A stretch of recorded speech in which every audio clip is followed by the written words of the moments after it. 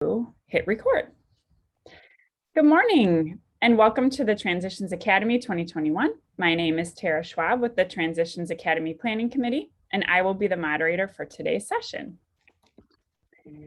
Thank you so much for Cece for presenting today. This is going to be wonderful. A couple of little housekeeping items before we get started.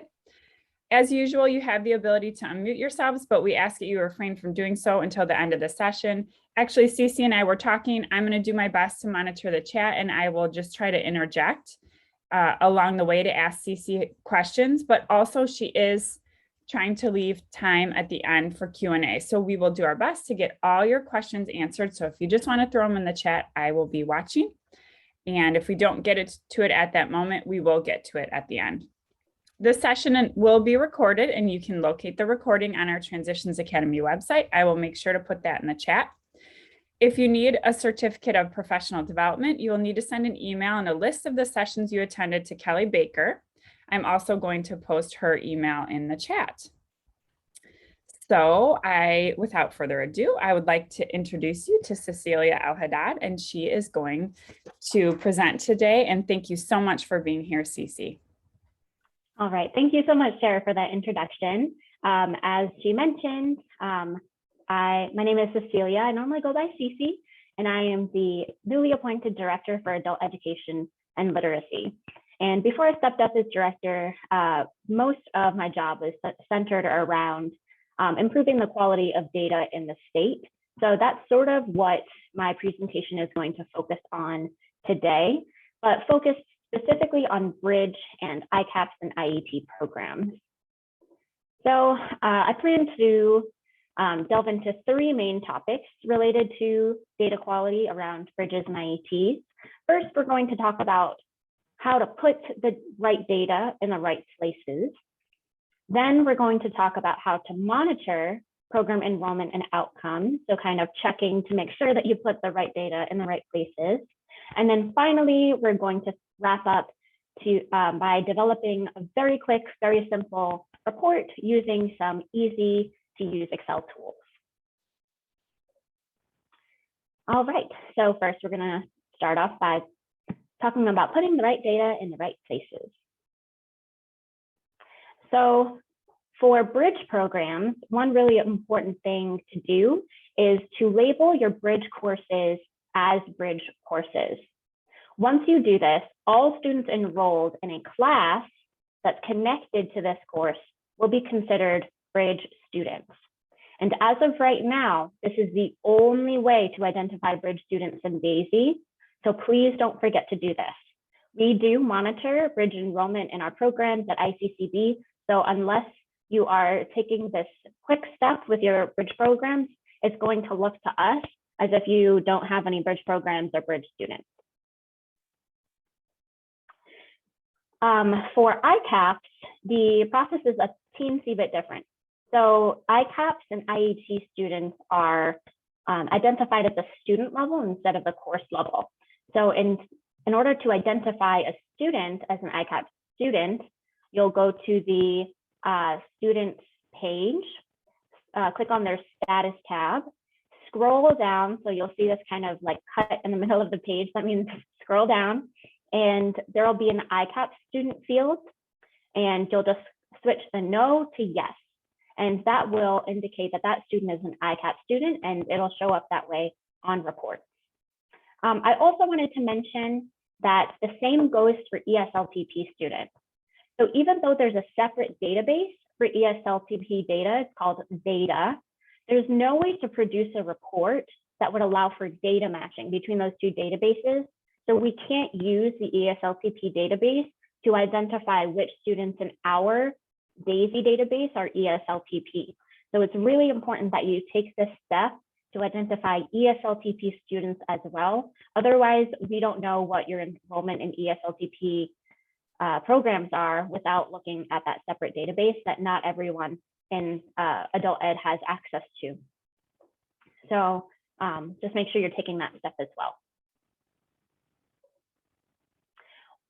Next, in order to capture Bridge program successes, that one way to identify them is through course completions.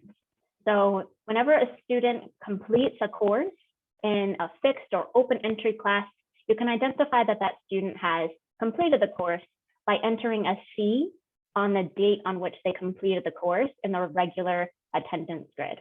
That will indicate that that student has completed the course and has, I guess, like been a success in that Bridge program. Another way to demonstrate the completion of a course is an individualized class.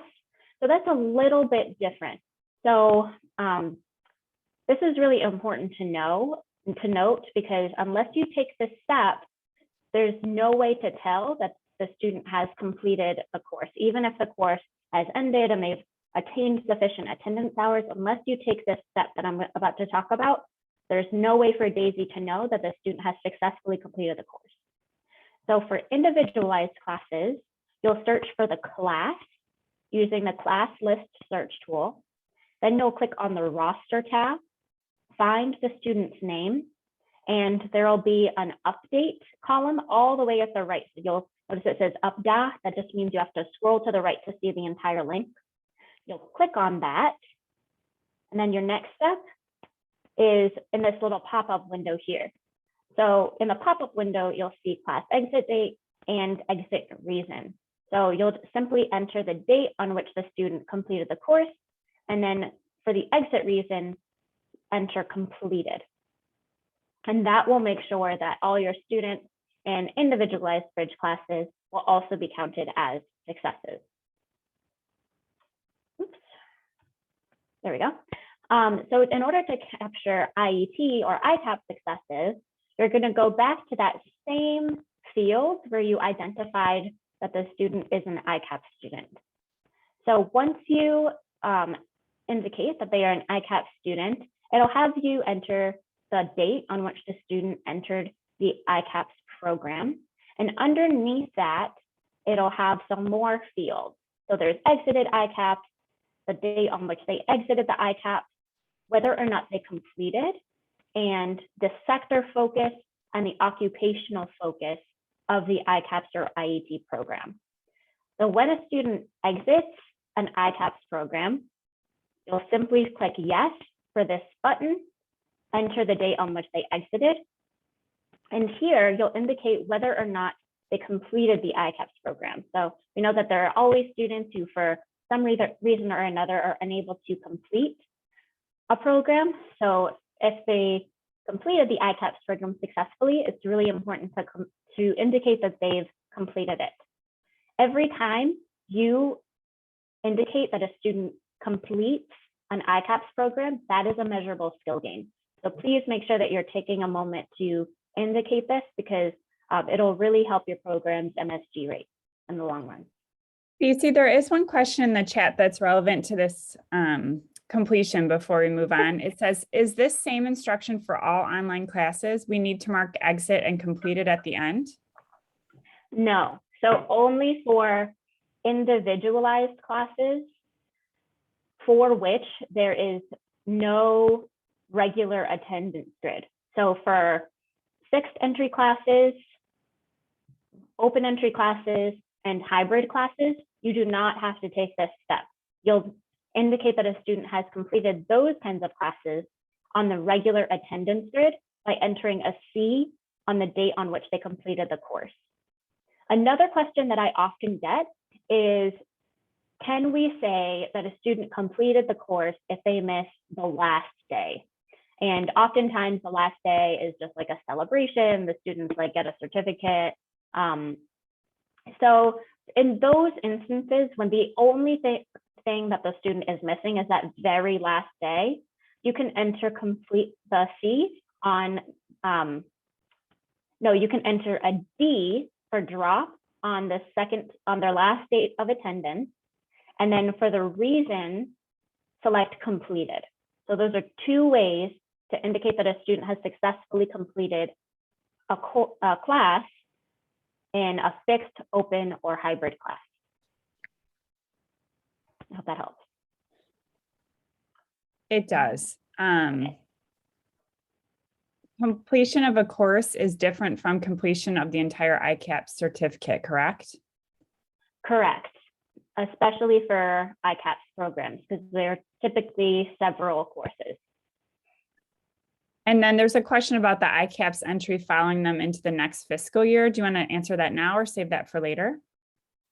That's an easy one to answer now. So when you copy a student from one fiscal year to the next, you will have to identify again that they are an ICAT student, because the bio and demo information, like their name, address, phone number, all of that stuff that typically is a little more static for a person, that information gets copied over, but the status information does not. So every year, even if the student was already enrolled, if the student was enrolled on June 30th and they're getting copied over on July 1st, you still have to re-enter all of their status information, or else the student will be in an error state. So if the student was in an ICAPS program and they're being copied over to a new fiscal year, again, you will need to indicate that they're an ICAPS student. Any other questions? I think this last one related to, and then I think I got them all. Let's see. I believe you previously mentioned that the process for marking Bridge students as having completed would soon change in DAISI, similar to ICAPS marking, yes. Is that still the case? If so, when do you anticipate that change to occur in DAISI? Awesome. People are coming to my training. That's very encouraging. Yes, absolutely. All coming together. I did. I did mention that in a previous training. That is something that is on our agenda. It probably won't happen until the last part of the fiscal year. We're still working on polishing up some of our static reports. So for now, it's very important that you're working on marking those students as having completed a class. Good question though. All right, we're going to move on. So this one applies to both Bridge and ICAPS or IET students. Whenever a Bridge, ICAPS, IET, or ESLPP student earns an industry recognized credential, you'll come to the goals achievements page of the student's record, which you can find by typing the student's name on the student's list search page and then clicking on them. You'll come to this first field on the page. It's hard to miss. Select their career pathway, and then the drop-down menu auto-populates credentials that relate to that career pathway. So this is a little bit different from the way it's been in previous fiscal years. It used to just be an open text box. You could type whatever you wanted in that text box. But now, in order to kind of monitor the quality of the industry recognized credentials that we're counting as MSGs, this is a drop-down menu with predetermined values. So you might not see the credential that you'd like to add in this drop-down menu. But if you don't, that is not a problem at all. There is a link underneath for the industry recognized credential proposal form. It's a mouthful. And all you have to do is click on that link, fill out a simple form. I think it's about like 6 questions or so. And then that will get submitted to me. I'll take a look at it, make sure that it's something that qualifies as an industry recognized credential, and then we'll go ahead and add it to that drop-down menu so you can record it. All right, so that kind of wraps up our conversation about how to put all of the right data in the right places. Next, we're going to talk about how to monitor your ICAP, your Bridge and ICAP data throughout the year to make sure that it's being entered completely and correctly. So in order to check Bridge program enrollment, you'll come to the students list search page, click on the advanced search bar in order to expand those options, come to classes and enrollment, and then select Bridge course, yes. And once you press submit, it'll show you a list of all students in a Bridge program at your program at that current time. a way to monitor which Bridge classes that are currently running is to come to the Bridge classes list search page, enter a start date range that kind of aligns with how long your classes typically are. So for example, if your classes are typically about 4 weeks long, then maybe select a date at the beginning of October if you were going to go do this right after this training. And that'll show you any classes that are probably still running if they're 4 weeks long. Then come to Bridge course, and yes, you can leave these two fields underneath it blank. It says Bridge course type and specific career cluster. And from there, click search, and it'll show you a list of all Bridge classes that are currently running. So those two things that I just mentioned, it's good to get in the habit of doing that just once every so often, just to make sure that those numbers look like they're probably capturing everyone. A common thing that happens in programs is they do all these amazing things, they're running all these programs, they have great enrollment in those programs, but then just because a button doesn't get clicked on either a course page or a student page, it's not reflected in their data. So it's good to get into the habit of checking it throughout the year to make sure that all the hard work that you're doing is being reflected. Next, in order to check ICAPS or IEP program enrollment, again, you'll come to the student list search page, open up that advanced search bar, scroll down a bit, click on the status option underneath the advanced search option, and then click ICAP student yes. And that'll show you a list of all of the students in your program that are currently listed as ICAP. So this is good to get into the habit of doing maybe right after an ICAPS program starts, just to check to make sure all of those students have been identified as ICAP. And there's also a new ad hoc report for ICAPS IEP students that will help you monitor credential attainments by ICAPS and IET students. So note here, this does not include Bridge students. This is only credentials earned by ICAPS IET students. So in order to access this report, come to the DAISI reports page, click on that first link that says Pentaho homepage, select Browse Files, and then select Ad Hoc, and there's the report is called ICAPS Credentials, and select Open, and that'll download this report with all of the data that is currently at your program. You can also create your own ad hoc report, maybe if you wanted to see credentials earned by Bridge students as well, or you can select any combination of variables that you'd like. I created a set of instructions on the DAISI 2.0 reports page that'll show you how to do that. So the last part of this training is about developing a report. So it's one thing to download a CSV file with a list of all of the students and the credentials earned by them, but I'm going to show you how to take that just one step further in order to get a better sense of what's really happening at your program, especially if you have a lot of students.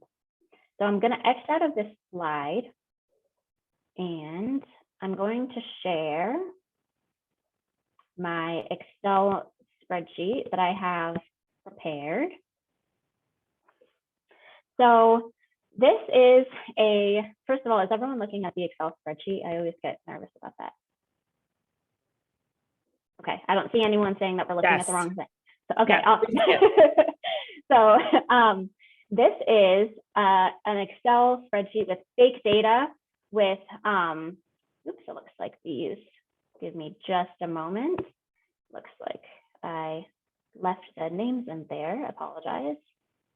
I thought I anonymized them, but I didn't. So this is a spreadsheet with fake data that I created using, I just took an extract from a program and then deleted the names, and I created a random number generator to kind of just auto-populate these credentials that you see here. The report that I mentioned earlier that you can download from Pentaho contains the dates on which the credentials were earned as well. But in order to simplify things, I decided to take the dates out. So this is just a list of credentials. One thing that I will note here is try not to focus on the credentials themselves, because I did use a random number generator. So a lot of these combinations don't really make a lot of sense. Like you'll notice this person earned an HVAC credential followed by a child daycare credential followed by a phlebotomy credential. So try not to get distracted by the data itself. So I have some pretty good data here, but there's one thing that's missing. I want to know how many credentials each student earned. Now I know typically students don't earn more than one credential, but it might be a good idea to kind of get a sense of how many credentials each student in your ICAPS programs are earning. So the first thing I'm going to do in order to figure this out is I'm going to use the count A function. So I'm going to type equals count A, and then I'm going to highlight these 4 cells and press enter. Now, I'm noticing this doesn't look right because it's saying that the student earned 4 credentials, but they really only earned 3. So that's because each time a student didn't earn a credential, there's this hyphen here. So in order to get a true number, I'm going to have to delete all of these hyphens. So doing that is actually pretty simple. You'll just highlight these 4 columns, choose find and select here, replace, and I'm going to replace all of these hyphens with nothing. So now anytime there's a hyphen, it's just going to be deleted and nothing is going to be in its place. So replace all. And now you'll see that the number of credentials is correct. It's 3. So I'm going to click this little box in the bottom right corner, and it's going to auto-populate all the way down. So now I have a list of all of the credentials earned by all of my ICAP students here. So it looks like there were 44 credentials earned total. And on average, each student earned about 2.93. So if you're looking for a quick summary of a selection of data, it's always good to pay attention to the bottom right corner of your screen here. It has a quick little summary there. So I could stop here if I wanted, but I want to take it a step further. So next, I'm going to create a very simple pivot table in order to summarize these data. So I'm going to come to Insert, Pivot Table, and press OK. Now you'll notice that a pivot table comes up here, and then you'll have all of the fields in the report pop up on the right.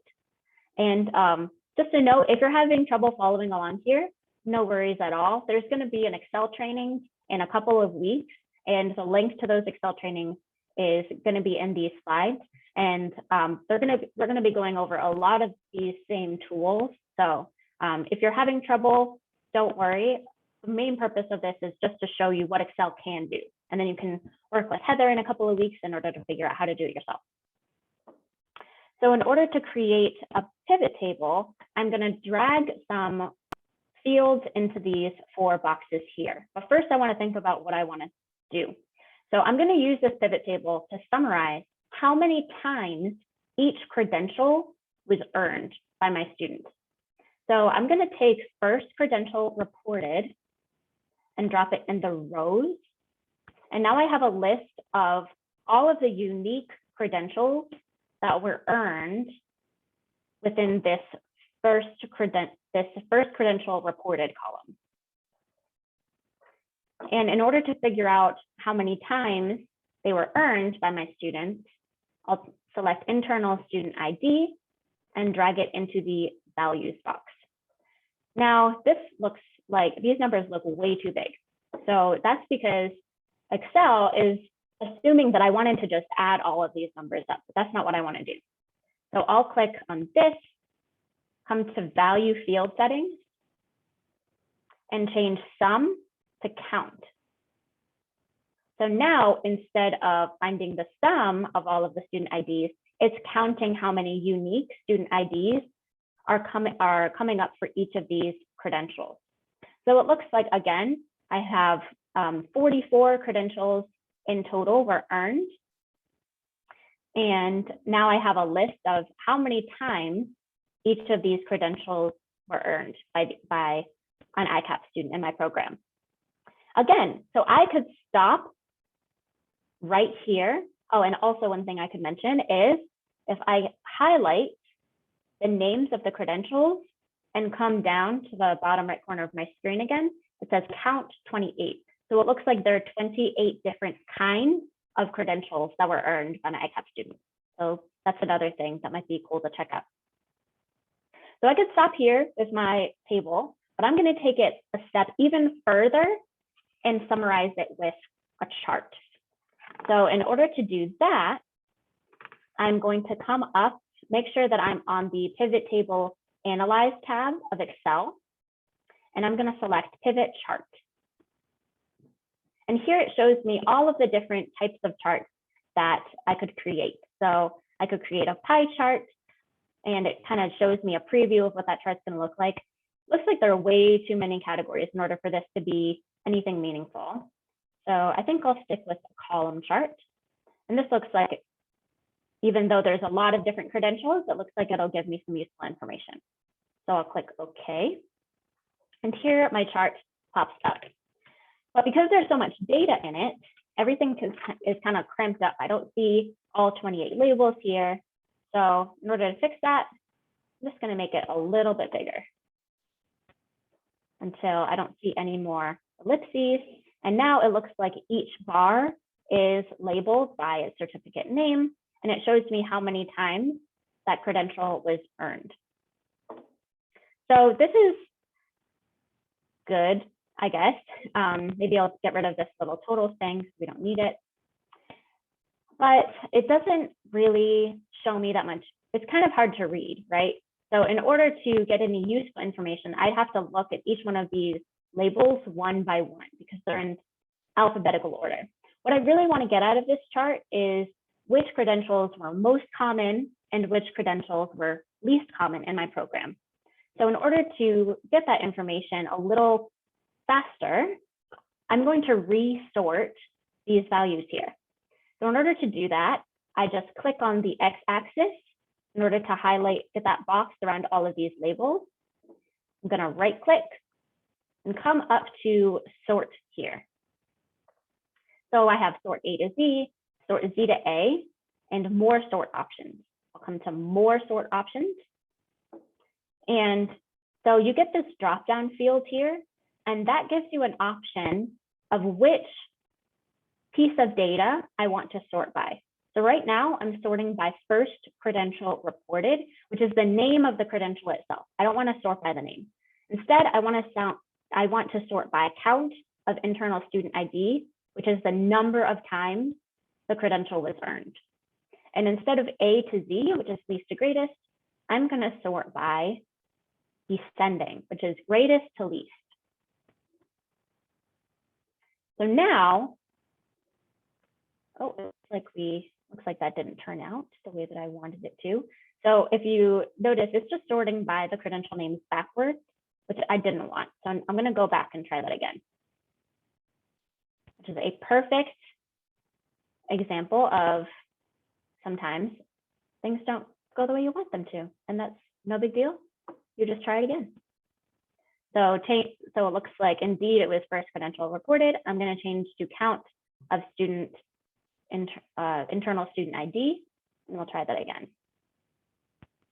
Now it looks right. So now it's showing me in order of popularity, the number of times each credential was earned. So it looks like video game developer certificate was the most common credential earned by my fake students here. And mechatronics certification along with all of these certifications in here, were the least common. So that's just a very quick and dirty explanation of the kinds of things that you can do once you learn how to use these very simple Excel tools, pivot tables and pivot charts. So any questions before I X out of this Excel spreadsheet? I don't see anything coming up in the chat. So I'm going to stop my share here, and I'm going to come back to my slideshow, and we're going to go ahead and wrap up. So the last thing that I wanted to show you here was just some additional resources that you can use in order to review how to enter, monitor, and develop reports on your Bridge and ICAPS IET data. We have the DAISI 2.0 user guide here. I've also created a YouTube playlist of all recordings of DAISI trainings that I did last year and a few instructional videos that I created.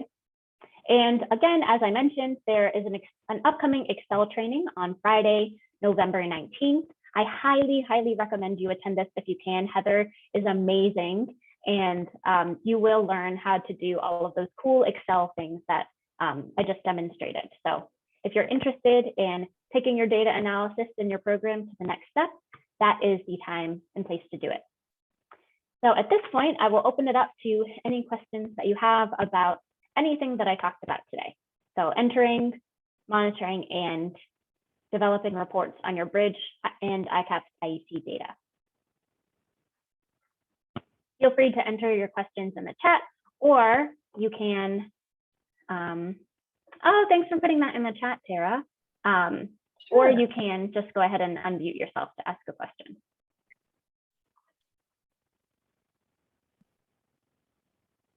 And don't be shy. If you're thinking of something, other people are probably thinking of it too.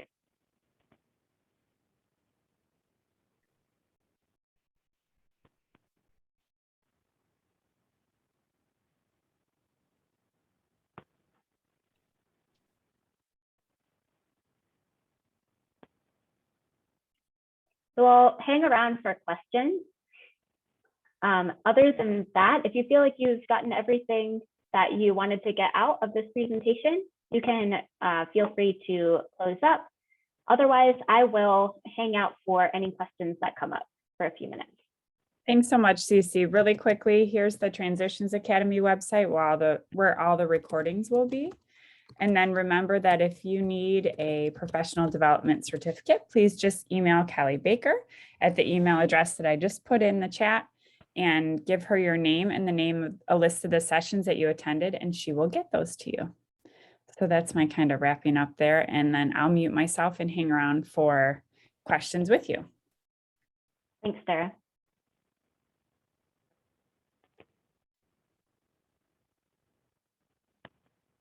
Thank you.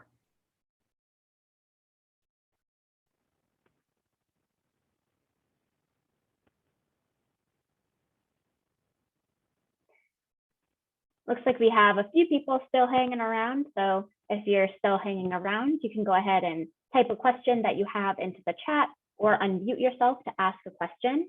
Otherwise, feel free to log off and enjoy the rest of your day.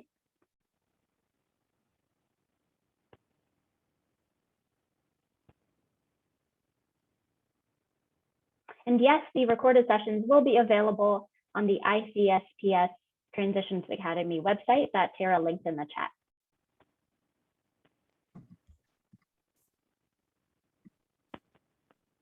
Here it is one more time.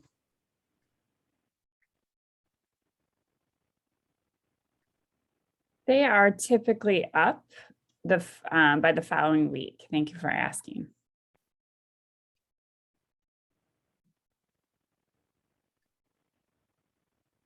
Oh, sorry, I misread that question. I thought it said will.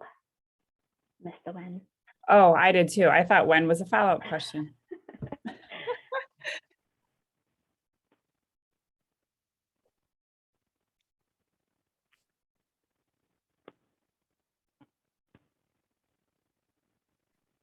All right, I don't see any questions coming into the chat, and I don't hear anyone unmuting themselves. So Tara, I will let you wrap up this presentation. Okay. Thank you, Cece, for sharing today. I already put the Transitions Academy website in the chat along with Kelly Baker's email. So you should have those two resources. Please do join us at 11:30 for our wrap up and spotlight on resources. Thank you so much for sharing your time and your information, and we'll see you soon. Bye, everyone.